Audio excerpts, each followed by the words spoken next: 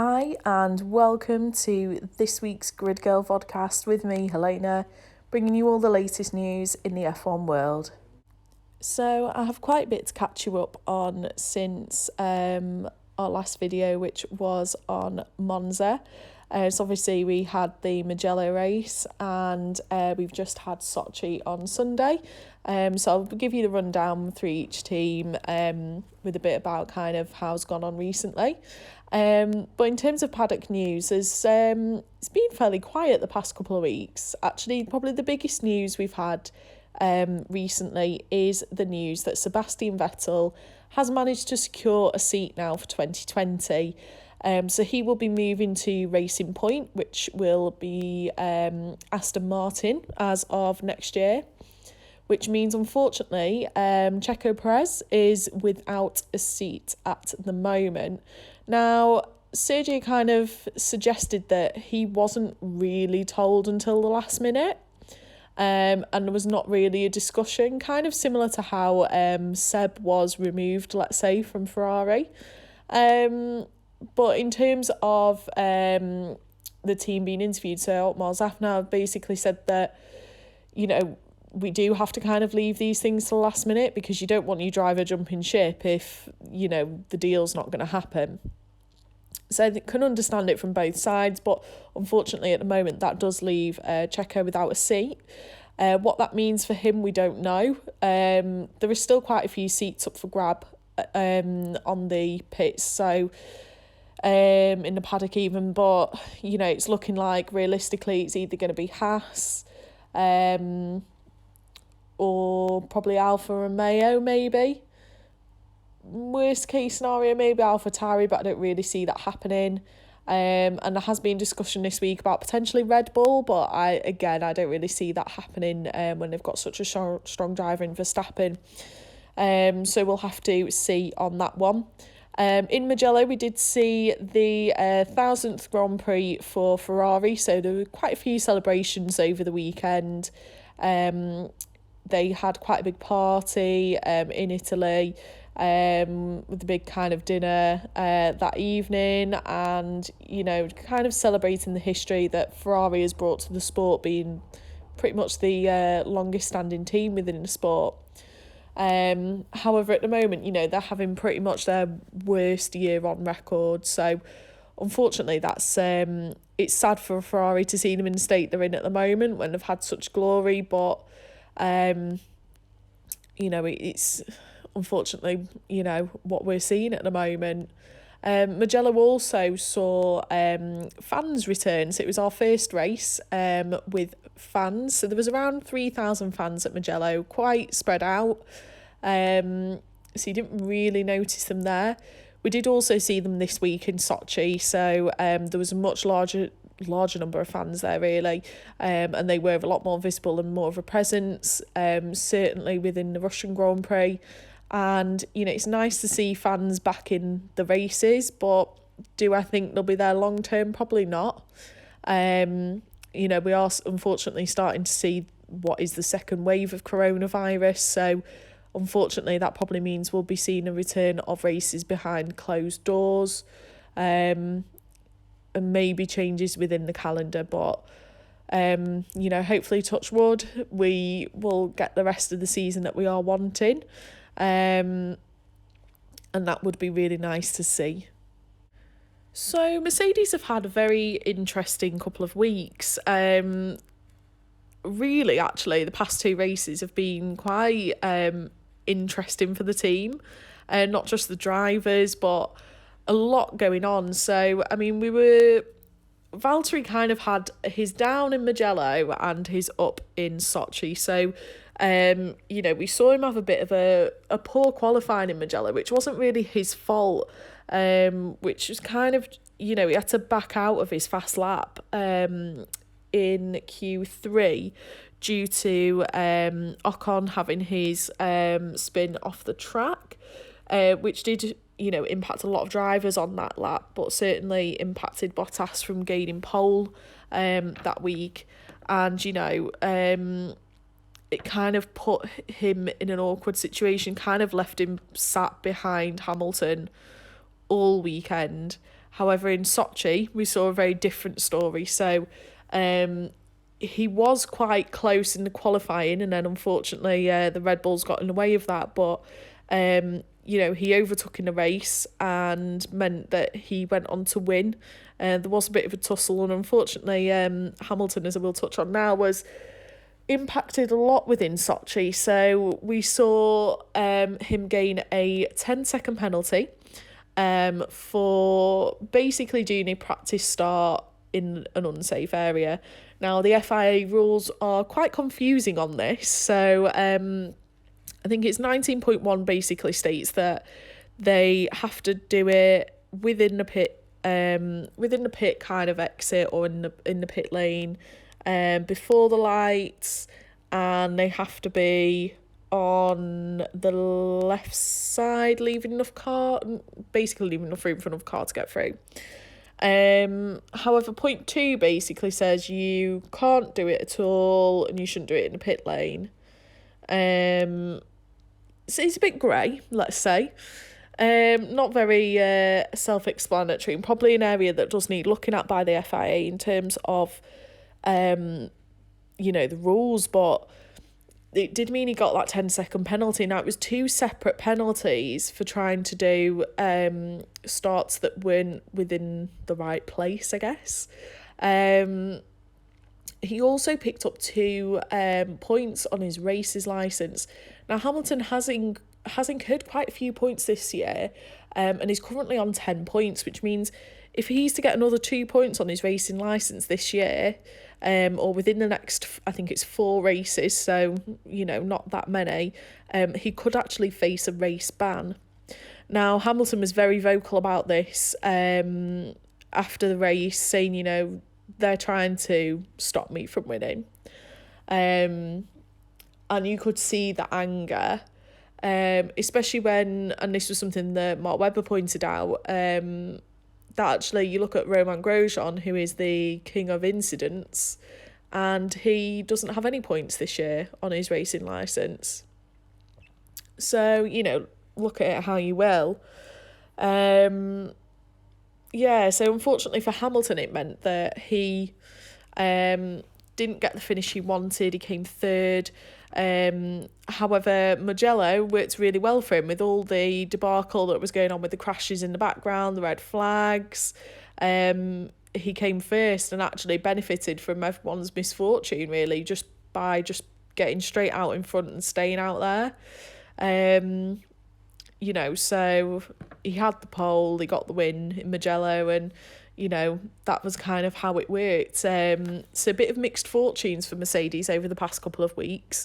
In terms of the team, a lot of rumours this week around Toto Wolff, and potentially a sale to Ineos. So Ineos currently sponsor the team, they have a part ownership in the team, and they are looking to buy the team out. Now, this is something that's kind of come up as a side note to Hamilton's contract discussions. Now, obviously, we do know that Hamilton hasn't re-signed his contract yet at Mercedes. Valtteri has. And, Ineos basically goes against a lot of what Hamilton believes in terms of stuff dealing with climate change and different kind of areas where their philosophies don't agree. And, that could be potentially something that Hamilton might push back on. They also, with that, Toto has kind of expressed that he's looking to find his departure out of F1 potentially, or out of the team principal role. Still a lot of rumblings going on around that, so it'll be interesting to see what happens over the next few weeks and months. But I think there's a lot of interesting things going on in the background at Mercedes that we're yet to see. Now, in terms of Red Bull, again, very mixed bag for the fortunes over the 2 races. So what a fantastic thing to see. We saw Albon finally get his podium that he really deserved and has been long waiting for in that Red Bull at Mugello. And, to say that he actually in qualifying didn't do that great, In fact, no, to lie, came fourth. He had a really good restart on the second red flag. Unfortunately for Max had a DNF, and I think some of that was power related. He was then shunted as well due to the Sainz spin-off, so it became, he was pretty much out on lap one. So, it was a bit of a rubbish weekend for Max, but certainly for Alex, a great weekend to see. However, this weekend we saw Alex really struggle again in qualifying. I think we saw him in P10, he was out-qualified by Pierre Gasly. There's a lot of chatter going on about Alex's seat, and David Coulthard said this week, Red Bull aren't usually that patient, and it is surprising how we are seeing the patience in Red Bull right now. However, I think some of that is because they don't want to look like they've got egg on the face again by bringing a junior driver up too quickly. And it'd be interesting to see who actually fills the seat next to Max. Max had a better race in Sochi. He qualified second, so it was a phenomenal qualifying, splitting the two Mercedes. He really pushed for that. And, in the race, he did so well. Again, second was great to see him there. And, Max is thriving in that Red Bull. Alex at the moment is having very hit and miss races, so it will be kind of interesting to see how this plays out in the future going forward, and whether Alex will keep his seat. When Alex actually got his podium last week in Mugello, everyone was delighted for him, and you saw, his friends in Lando Norris and George Russell come out and say, he's not a rubbish driver, he deserves this, and actually he's deserved it for a lot longer than, he's been waiting for it. And came really out in his defence, and I think that was nice to see.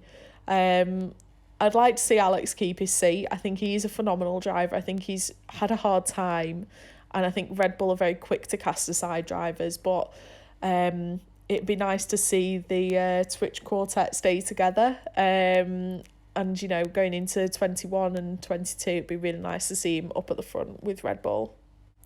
So moving on to Ferrari, so I mentioned obviously Mugello, home track for them, built by Ferrari, and how it went so wrong.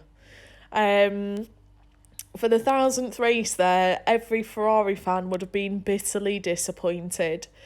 Qualifying was so lacklustre for the pair of them. Leclerc seemed to do okay, getting in 5th. However, Vettel qualified 14th, just seemed to be really lacking pace in that car. And, due to all the crashes and all the debacle going on with the red flags in Mugello, meant that Vettel and Leclerc finished 10th and 8th. So not a great weekend for either of them, really. And then, unfortunately, going into Sochi, Seb had another pretty awful qualifying session, and spun off and crashed a car. Unfortunately, quite a few drivers were caught out over the weekend in similar spots to where Seb went, and unfortunately we saw Sebastian picking up his front wing and putting it in his car, tidying up after himself during practice. It was a bit sad for Seb.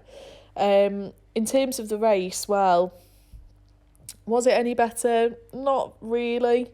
Both Ferraris were really kind of lacking pace. I mean, at one point, Sebastian was struggling to get past George Russell in a Williams, and you don't expect to see that.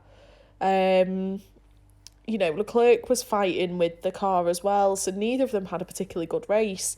And, it's something that we're consistently seeing from Ferrari.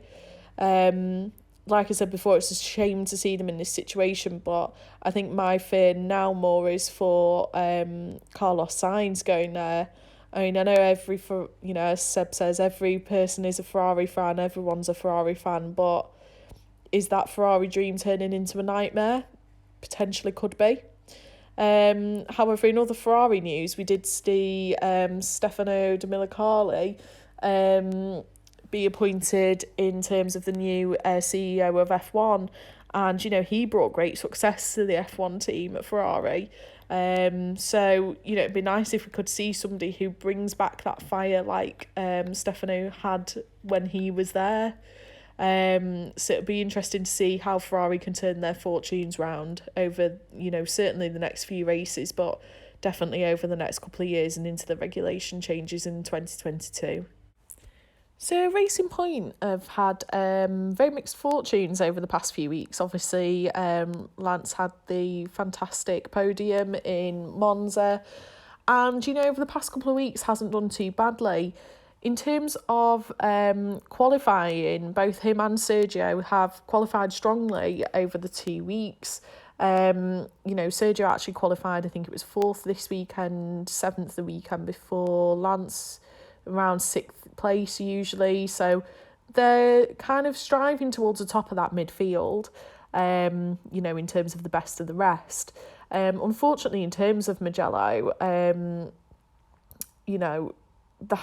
Stroll certainly had to slow down under that yellow flag, similar to how Bottas was impeded due to, Ocon's spin-off. But in terms of the race, it was a mixed bag. So Sergio was 5th, and unfortunately, Lance had a DNF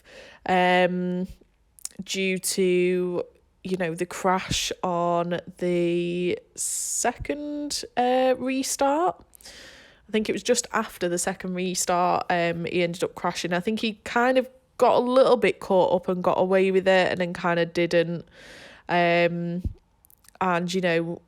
it was unfortunate to see, really, in Mugello. I think they both could have done quite well. In terms of this week, unfortunately, again, Stroll did have another DNF, which meant, it's a struggle for him, really, in terms of, how we're justifying potentially keeping his seat over Checo. Checo had a really strong finish. He finished in 4th this week in Sochi, and Sergio, although he may not be the likes of your Hamiltons and Verstappens, is very consistent in his drive, and it's a bit of a shame to see that he's not really being recognised for that. I guess in one respect though, Stroll has had a lot of unfortunate racing incidents over the past couple of weeks, which means, again, he's not showing his full potential. I think they've just been caught up in kind of the wrong place at the wrong time over the past few weeks. We're still yet to hear if Lance is actually going to be confirmed next year as Sebastian's teammate, but it's looking likely considering his father does own a large stakeholder of the team.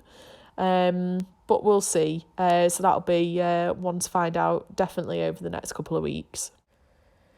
In terms of a lot of these midfield teams, again, McLaren have had very much a mixed bag. Carlos has been incredibly unlucky, similar to Lance, really. I guess the guys who were on the podium at Monza have had very unfortunate weeks the past 2 weeks. In Mugello, unfortunately, was caught up in the first red flag, in that whole massive crash that was kind of caused by Ocon and Kvyat. Meaning he was took out straight away. It was him, K-Mag, Latifi, Giovinazzi. So unfortunately, that ended his race for him. I think he was just caught up in the middle of that and literally just couldn't get out of it. Which meant, unfortunately, he did get a DNF in Mugello, which was a shame, really, because, his race pace has been good recently. And, similarly this week, in the first lap, managed to take himself through the barriers and, unfortunately, through the wall as well. Nearly ending definitely Sebastian Vettel's race at one point. It was a very close call when you watch the replay, but very unfortunate weeks, really, for the past 2 weeks for Carlos. And pretty similar for Lando, to be honest. Lando's had a kind of all right races. In Mugello, he finished 6th. He was impacted. I think he did have some power issues in that race, which I think had been caused by some of the, the debacle from the accidents that had been going on prior to that. But, his qualifying wasn't that strong, and usually we do see Lando qualify quite well. He actually didn't make it into Q3 in Mugello. And, this week they were kind of in a similar situation. And then again, Lando just got caught up in the wrong place at the wrong time, and ended up finishing 15th, which is very unlike him. I think both of the drivers have been very unlucky over the past couple of weeks, even though we've had such strong performances from them both. So I think this is just a bit of a blip. I'm hoping it is, because the guys have been doing really well, definitely through the start of the season. And I hope to see them back up there and both back on the podium at some point over the next few races. Now on to Renault, or as they're soon going to be called, Alpine. Interesting again for the two guys. Danny Rick is getting tantalisingly close to Cyril, making Cyril get that tattoo. Both weeks he's finished quite high, so he finished 4th at Mugello and 5th in Sochi. He is thriving in that Renault. It seems to be really lighting well for him. And, I think when he moves to McLaren, we're definitely going to see him on a podium again, which will be nice because, let's be honest, we've all missed the shoeies. Unfortunately for Ocon, he had a DNF. As I say, he pretty much was the cause of the red flag crash when the race got restarted, and it's just unfortunate. It's a shame to see, but unfortunately it did happen. In terms of their qualifying, Ocon caused the yellow flag, which impeded a lot of drivers in Mugello. So he was at the end, he was 10th, Ricciardo was 6th in qualifying. They had a much better qualifying in Sochi, and that kind of reflects in where they placed in Sochi. I mean, Ricciardo 5th, Ocon 7th.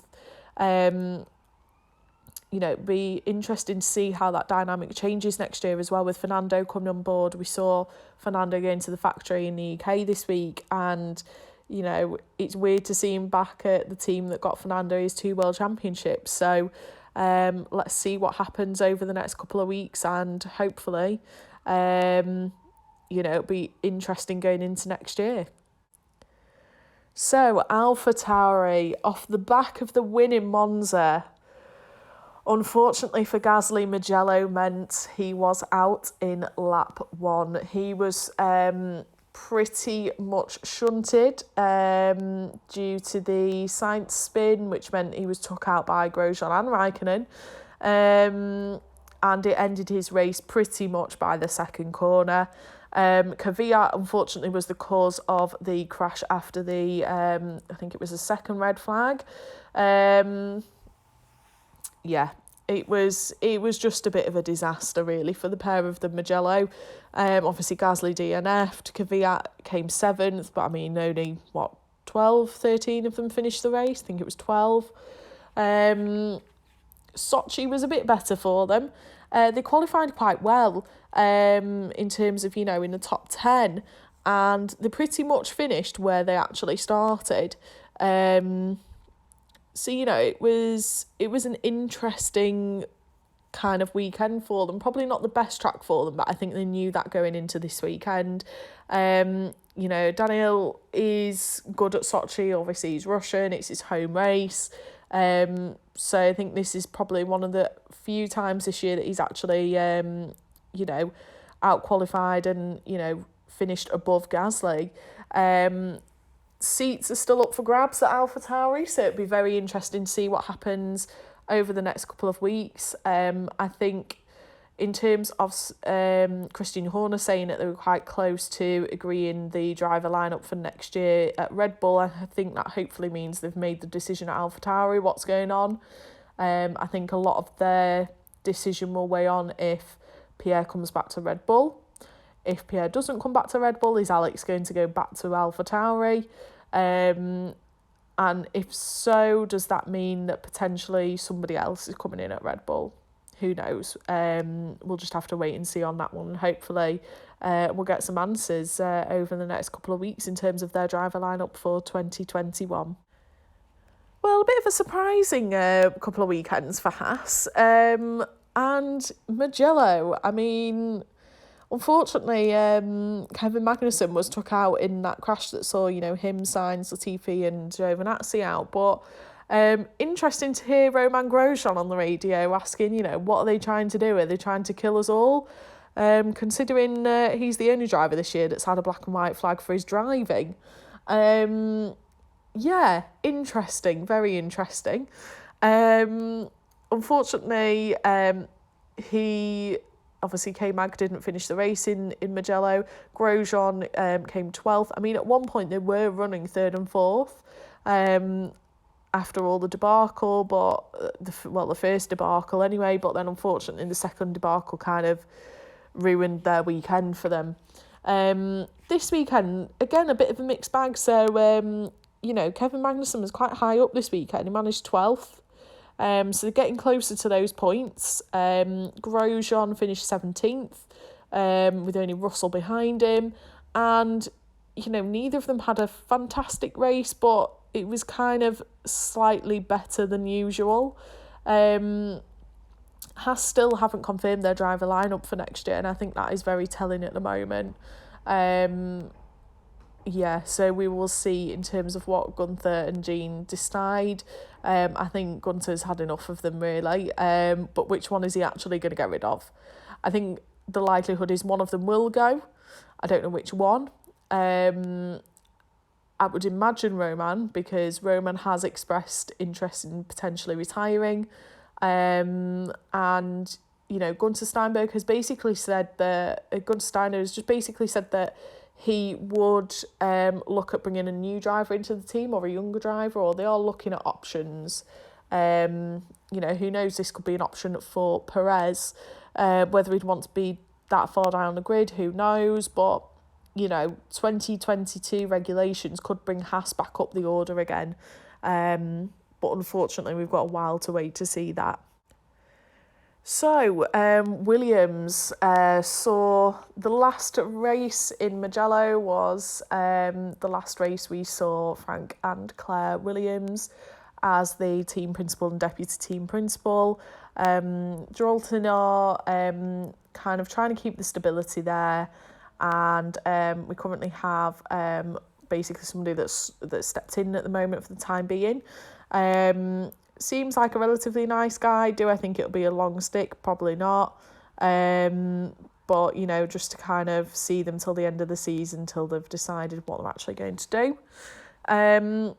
Again, a mixed bag in Mugello for them. Russell finished 11th. He was so close to the points finished and was absolutely fighting with Vettel for that 10th place. And it was brilliant to see George in his element. Unfortunately, Latifi was took out in the big crash, as we know, which is a shame. However, this weekend Latifi had a bit more luck, so he actually finished higher up the order this weekend. We saw him in 16th. It's the first time I think that he's actually beaten George Russell without one of them DNFing. So brilliant to see. He's finally got his stride there. I think George was looking to have some changes on the car, so I don't know whether that had anything to do with his race. I think both of them, unfortunately, had a bit of a bad weekend in terms of best of the rest. Usually they tend to beat Haas and, usually one of the Haases and potentially one of the Alfa Romeos. But unfortunately, I've not had that luck this weekend. But yeah, great to see Latifi kind of getting up there now. I think he's coming into his stride now, and it'd be nice to see the pair of them in 2020 grow as, a very young team. So yeah, let's see what happens over the next coming races. George is definitely being Mr. Saturday, but he unfortunately didn't make it into Q2 in Mugello, but certainly did in Sochi, kind of back in his stride as Mr. Saturday. And finally, the Alfa Romeo as well. The Alfa Romeos are actually beating our Sebastian at the moment in the Ferrari, so they seem to be doing better in some cases in that Ferrari engine, which is a surprise. At Mugello, unfortunately, was it Grosjean? Giovinazzi, who knows? And Raikkonen took out Gasly. And then Giovinazzi basically got took out on that restart, so wasn't a great race for them at all. Giovinazzi DNF'd, Raikkonen came ninth, scoring the first point of the year, I think, for Alfa Romeo. In terms of Sochi, they had a bit better performance. They were kind of fighting a lot with Vettel. Vettel was really, really struggling with the car this weekend, and we saw that as Giovinazzi finished 11th, which I think is his highest place finish, really, since he joined the team. Correct me if I'm wrong, he may have finished higher in other races, but definitely his highest finish this year. Kimi was a bit further down the order in 14th. But yeah, a bit of a bizarre weekend for the two of them. It's interesting to see how that Ferrari engine is working in the Alfa Romeo and how it's working in the Ferrari. And I think that says a lot that there's not much difference between the two.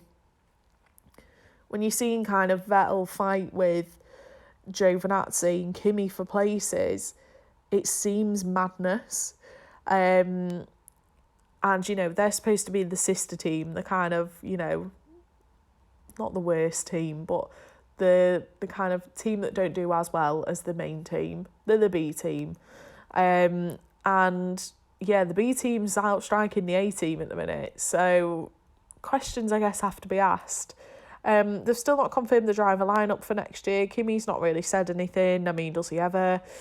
Standard Kimi, Giovinazzi, I think we're still waiting to hear on that one. I would imagine we are nearing the end of his contract talks and he's probably going to be signed.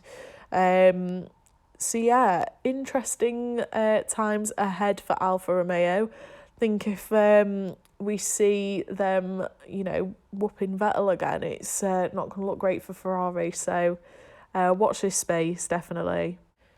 So that's all from this week's Grid Girl. We'll be bringing you more of a roundup next Monday. I know we've got a bit of a week off, but I'll be bringing you a little bit of news about Stefano Domenicali's appointments to CEO of F1 and what that means for Chase Carey, the sport. And I'll bring you a little bit of a catch-up on the whole situation with Williams, where we're at with their new temporary team principal, and Drolton, and what that kind of looks like in the future. But thanks for listening. Remember, every Monday there'll be a new episode, and remember, if you do like this, please like and subscribe. It really helps. So yeah, thanks guys, and see you next Monday.